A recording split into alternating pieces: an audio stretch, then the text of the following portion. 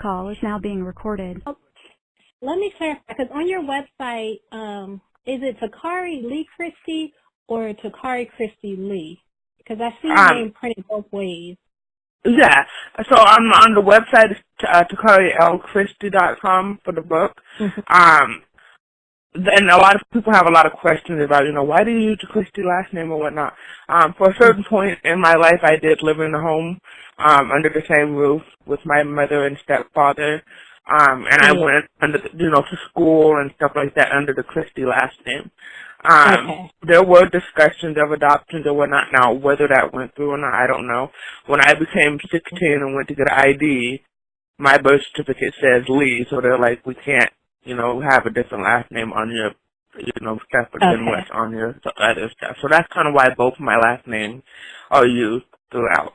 And I saw in a previous host, you had mentioned your relationship with Doug Christie. It sounded like a pretty positive relationship, as much as it could be. Right. Yeah, definitely. I have nothing bad to say about Doug. He's a good stand-up man. I will say that. I see him for the most part treat my mother well. He wasn't, bad as far as verbally or physically or anything like that. So he's quiet. He's kind of kept to himself. But I know the roles that dynamics of the household, how it was ran. So I know what all he could have done, kind of, versus everyone else's opinion. I kind of, what he was up against. All right. So your book is called Light to Her Shadow. Can you just tell us what made you decide to write this book? Yeah, definitely. I've always wanted to share my story.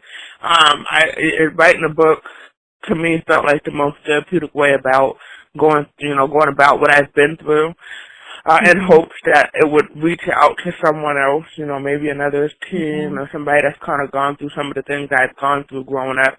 Even an adult woman, who's had a hard path growing up and don't know how to get past this obstacle, in order to get their life in order or do what they need to do.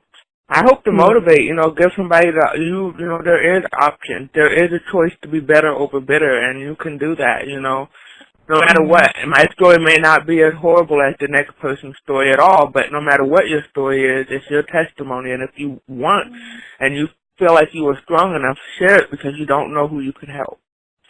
Yeah, that's good. Better over bitter.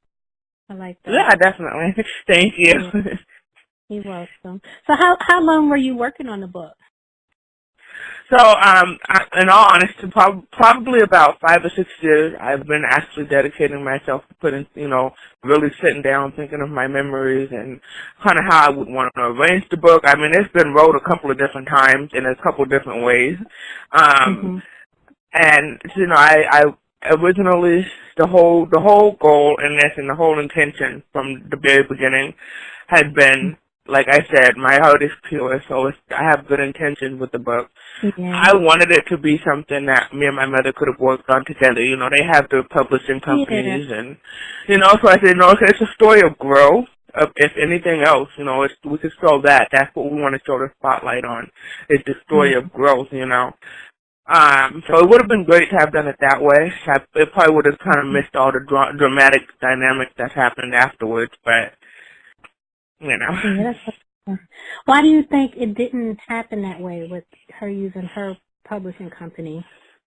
I don't know what my mom thinks it is I want to say, or, and I've asked her, do you think you did something wrong, or are you guilty of, do you feel like you want to say something? There's something in you that makes you against the project, We both know the story, so I don't know what that's what it is. As soon as I say something about my story, it's, that's extortion or that's slander, So, I mean, I've kind of gotten accustomed to it. For a long time it's the reason why it's taken this long to come out. Then deciding, okay, I know this is my truth. I believe in myself enough. I'm gonna stand in this truth no matter what. Put myself out against all odds, and there were a lot of odds. Some people agree and some people don't. But like I said, my intentions have remained the same from the beginning. Yeah. It sounds like her and probably a lot of other people assume that it's centered on her. But Right. from what you say, it sounds like it's more centered on you, you know, and you over obstacles, not just her. Yeah, it was definitely, it's my point of view on, you know, my event and my experience, and I'm not talking about her life before I came along or an event that I wasn't even a part of, you know, like, that's not my place. Yeah. Yeah, I feel you. And you know what, I can respect, I heard your interview with the Breakfast Club, and they were asking you, you know, would you say your mom is a liar? Because there seemed to be some discrepancy between what you say and what she says about a certain issue. And I can respect that you were like, you know what, I'm not going to call my mom a liar. Yeah, I know some people like the drama and stuff like that. No, so that's true, but my grandma, I know when they ask me that question, I imagine, would I ever call my grandma a liar? You know, and that's one thing, you know, you don't call an adult, your superior is no liar. Like, you know, that's how I was raised, so I would have never crossed that line. Obviously, like you said, there are discrepancies in the story, and something isn't adding up, but I'm not going to cross the line. I don't feel like I need to ever be disrespectful. So is this the first book that you've written? This is going to be the first book. I do plan on writing a follow-up book, and that's going to be more so of the overcoming, how I've kind of dealt with, you know, in my adult years after I've accepted and moved on from, you know, the things that were holding me back before. Okay, that's good. Because you know what? I don't know where I saw it, but I swear I saw like a page of your book, and your writing, it seems very, like you can tell a story, like you know how to tell a story. You know what I mean? Not everybody has that gift. So that's why I was That's good. That's like I said, it's been wrote a couple of times. One thing I did want to do was I tried to keep it respectful, you know, and keep it from there. I do think there's a thin line between slander and you know, defamation or whatnot. So I don't want to necessarily give my opinion. I'm just going to give my experience, you know. So that was how my mindset the whole time. So did you have a co-author, or did you write it just all on your own? No, I had someone that definitely helped me. Like this thing, and one of the biggest challenges of writing a book for me was trying to figure out, how do I tell it? How do I put it in a format that it's going to be in a story way, you know? Gosh, you know, so much I want to say, but, you know, and when I talk to people, you know, I've told this story so many times, verbally to people, you know, but it comes out in so many different ways, so I definitely needed the assistance from my co-author to kind of guide me in getting it wrote in a format that it's going to be a story that you guys can understand and get all the points as they happen. And I know it'll be available on your website, TakariLChristie.com. Is there anywhere else it'll be available? It will be available on Amazon soon, definitely on the 31st. We're working on getting it into the stores and whatnot, so my management, once I get all that information, I'll be making a post for everyone to know where they can pick it up. Okay. All right. And I'll leave, for those listening to this interview, I'll leave a link in the description box to your website so they can, if they want to pre-order it now, and then once it comes out, they'll be able to order it from your website as well.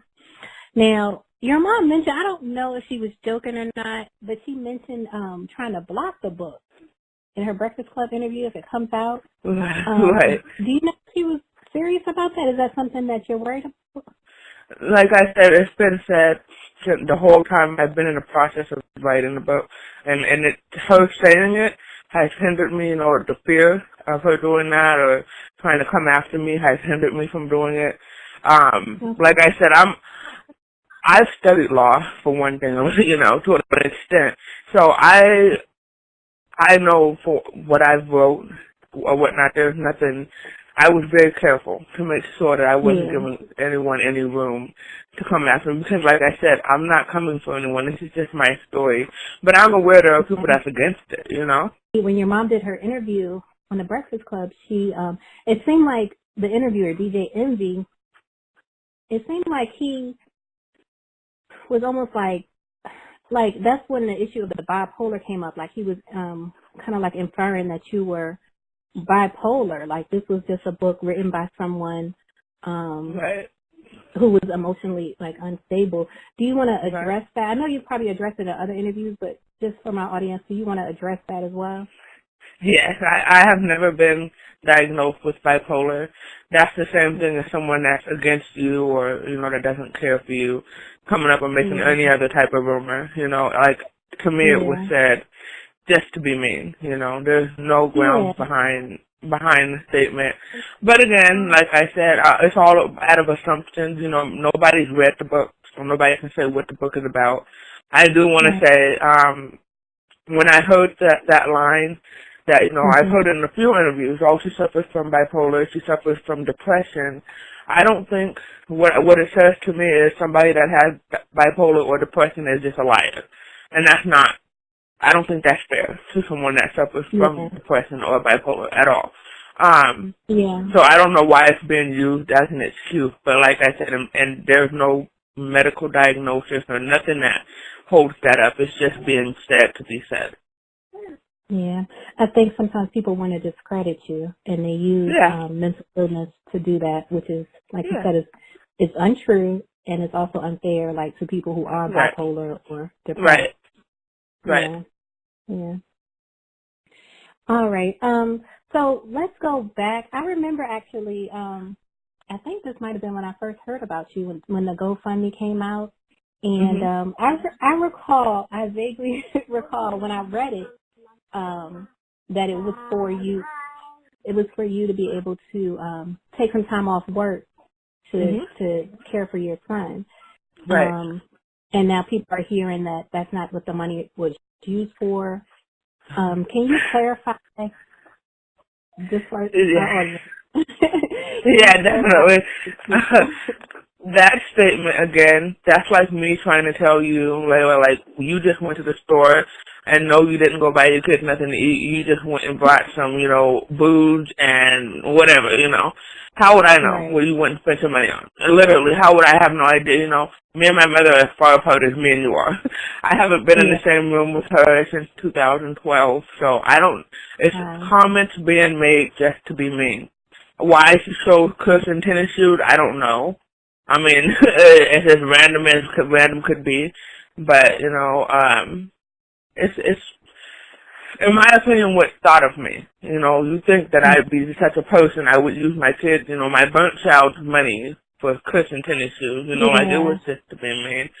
But I don't mind. Like I said, I know that's not what I did. I know I'm not that kind of person, so I'm not gonna play into it or give anybody any, it doesn't matter to me. You can say whatever. It doesn't damage my character. Who matters? Right here in this house, they know me. Like the back of their hand. And they know I'm not a bad, I would never do anything in such a manner. They know their mother doesn't suffer from anything that causes, hold on, sorry, he woke up from his nap.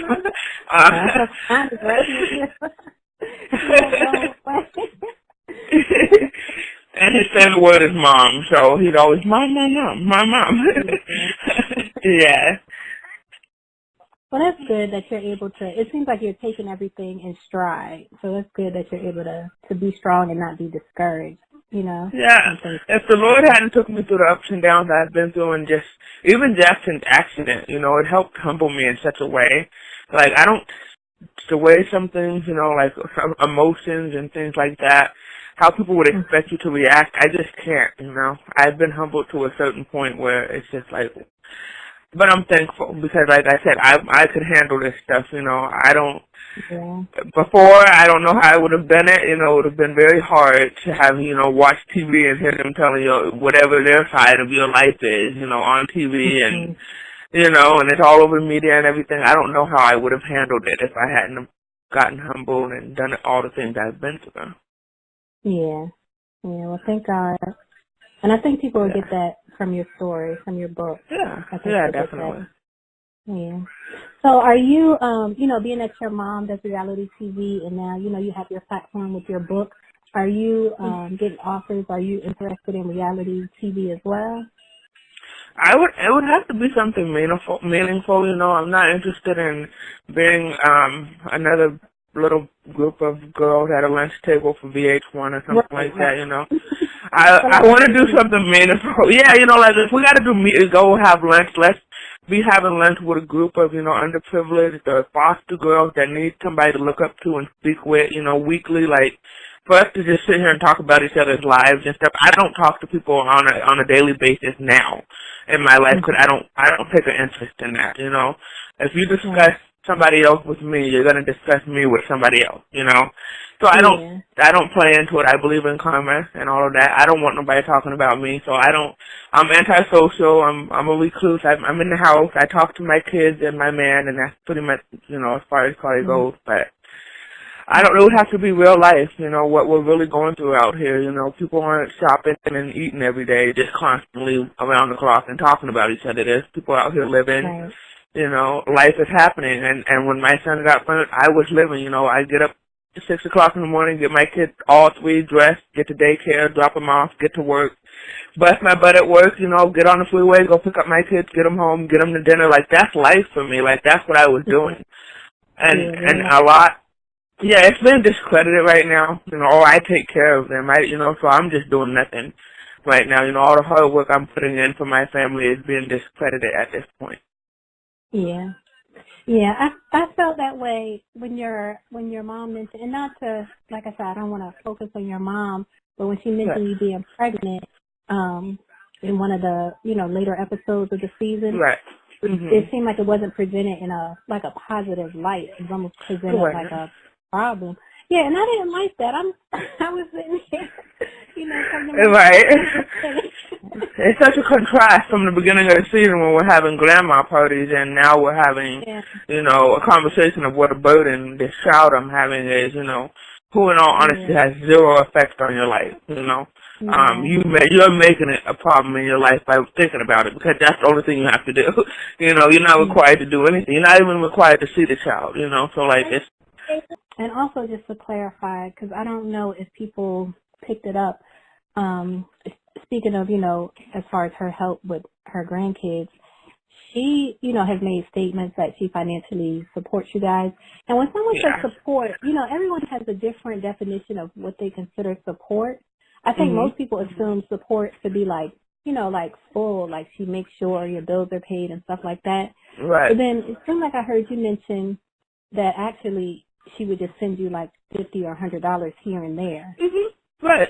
And she posted some text messages yesterday, and it kind of shows how sporadic our communication is. And I took it years ago. I accepted, like, that's my mom's way of dealing with her guilt. You know, she knows she hasn't seen or interacted with me in all these years, so at the end of every conversation, whenever she does call, that's kind of how she would end it. Okay, well, I'm going to go send you some change, you know. And that's, you know, word for word, and that's what she would do. She'd go send $50 or $100. But like I said, I'm already, you know, doing what I need to do to take care of my family. So it would just be something in addition, because my kids have to eat every day. They have to have clothes, and, you know, there's gas and stuff that's needed to get them where they have to go, and school supply. Like, all this stuff is not coming from $100 or $50 every 3 or 4 months or whatever. You know, like, that's not supporting somebody at all. Other thing that I was interested in knowing, so it seemed like your mom had, you know, an issue with Evelyn Lozado communicating with you, like on social media. Yeah. Do you feel like she tries to control, like, who interacts with you? Yeah, my mom's had control over this whole situation for 20-something years. And now for it, you know, to kind of be slipping away. Yeah, I think that has a lot to do with it. Like I said, extortion and slander are just some of the things that were used to keep me, you know, in the back, you know, not wanting to speak up or whatnot. Another thing is nobody's going to believe you, you know, and the fact that Evelyn actually took it. She's seen this, she believed the situation, she didn't, as you've heard, the GoFundMe was a plot or a scam, or, you know, there's been so many different words used for the GoFundMe, or whatnot, but she believed in it, she donated, and after the fact, and it didn't start out like, oh, she donated the money, so then I'm going to send you my book. That's definitely not what happened. Actually, I thanked Evelyn for her donation, and Evelyn didn't even see the thank you for a very long time. It was a good while later before Evelyn, you know, I seen it maybe 3 months later or something, and she responded. And, you know, we just kind of started speaking back and forth with a few messages here and there. And then I asked her, you know, it was out in the media already that I had a book coming out and blah, blah, blah. So what pointers can you give me as an author? You know, I've wrote the book a couple of times. I want to put it out there, but I want to give something good. So that's how that kind of came about. It's definitely not in a team up with, oh, that woman doesn't like my mother, so I need to be friends with her. I wish my mother would have befriended Evelyn because that's a good friend to have. You know, somebody that's going to look out for you.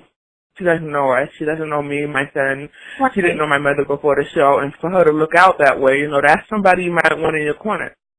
Right. It seemed like she was just touched by your story. Right. Yeah. Okay. Well, what else, as far as your book, is there anything else? I know so far you said it's basically like about your journey and overcoming the obstacles that you've had to face in your life. What else do you want to tell people, like, about your book? They'll definitely get to understand. I think a lot of people are confused. You know, how does a mother and a daughter get along this way? Or, you know, how did this happen to a mother and daughter relationship? It's going to explain it. I definitely made sure that is explained in the experiences. I'm not saying my mother hates me and this is why. That's not what it is. It's definitely, like, you know, there's a difference in how she feels. You know, I'm a mother myself. I feel that my mother feels different from me than I could feel for my kids. And this is the reason why. I'm going to explain it like that. So, but it's just, you know, it's been called a tell-all book, a bashing book. It's been called everything, but it's about my life, my experiences, and my relationship with my mother and the impact that it's had on me. I wonder if she's going to read it, because I wonder, you know, overall, like after the book is said and done, I wonder how your relationship, you know, is going to end. Like if y'all are going to be close. You know, it was like I was like the person on the outside of the door beating, you know, let me in, please just let me in, you know. And now I'm not beating on the door anymore. So that's kind of that's the best way for me to explain the relationship. The door is still closed, you know, as far as on their end, you know. I'm standing here, but I'm just waiting. I'm not begging to get in anymore, you know. That's how it's always been like that. Not just recently. This is 28 years, you know. So it's time to accept it and go on, and that's kind of where I'm at with it. I just appreciate you letting me come on and speak with you. I've had a wonderful time. Well, I'm glad. It's good to talk to you, and I'm glad, you know, we'll be able to hear more and more from you. And I'm glad this is not going to be your last book, because like I said, just from the snippets, I can tell that you're a good writer. Yeah. Thank you. I appreciate it. First of all, let's start with your son. How is he doing? He's doing really good. He is. Good. I saw some pictures. He is. Yeah, that's good. It looks like it's healing up. Yeah, he's healing up very well. He's getting big and running through the house, terrorizing and taking over everything. And how old is he? He's almost 2 now. Okay. I have a 3-year-old girl. Aww. 3-year-old girl here. Yeah, I'll have my first girl in November. I can't wait. All I have are boys, so. Well, congratulations. Thank you. Yeah, Are you expecting a boy or a girl? I'm having a boy. Oh, congratulations. So now, yeah. Thank you. So we'll both have boys now. Right. Right. But yes, I'm glad to hear that he's doing good. And how old are your other sons? My oldest is 8, and then I have a 6-year-old son as well. Oh, okay. Okay, that's a good range. And then a baby girl. Yeah. Shocking, right? Too well. Okay. Oh, Lord, I be having contractions. Oh. I'm scared for that. It wasn't that long ago that Jackson, there was a 5-year age difference between, him and my last child. So I was like, oh my God, I'm so scared. I don't know what to expect or whatnot, but he pretty much brought himself into the world. He delivered himself in all the ways. The epidural didn't work. It did it. The lady shot me in the back, but when she shot me, I jumped, and it caused the epidural to go to my leg. So I had a numb leg for 3 days. But no, I felt the birth. I was like, oh my God, he's coming. After you had him, you couldn't really get up and do stuff after you had him. I was hopping around because, I mean, even after I had my first one, within a few minutes of them getting me to the room and in recovery, I'm up taking a shower, cleaning up the room. I can't help myself.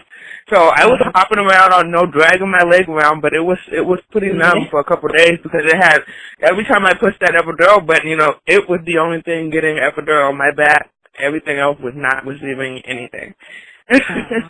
Terrible. Well, hopefully we'll be praying that doesn't happen this time to either one of us. Please, yes, thank you.